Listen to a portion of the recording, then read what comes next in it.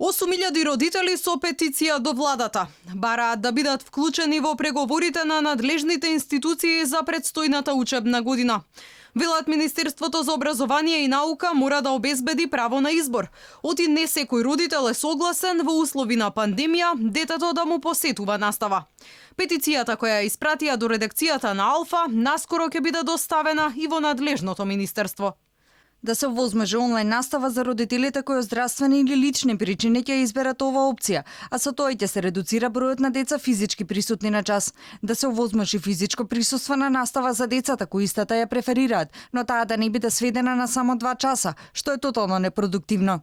Бараат секој час да трае најмалку 30 минути, а зимскиот распуст кој според надлежните би требало да трае и 2 месеци да се надомести во текот на летото, односно учебната година наместо на 10 јуни да заврши 1 месец подоцна. Доколку нивните барања не се прифатат, најавуваат целосен бојкот на наставата. Според протоколите се најавува задолжително носење на маски, но ова има големи реакции од родителите, особено на оние на помалите деца. Доколку маската не се носи правилно, таа повеќе може да му наштети на детето отколку да го заштити. Во меѓувреме, Министерството за образование и наука и Комисијата за заразни болести се уште тактизираат околу моделите за учење. Се разгледуваат повеќе опции, скратени часови кои ќе траат по 20 минути и работа во повеќе смени.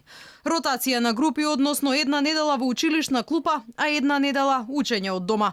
Оделенијата со помалку ученици ќе учат со физичко присуство, но општините со поголем број деца ќе треба да се ротираат.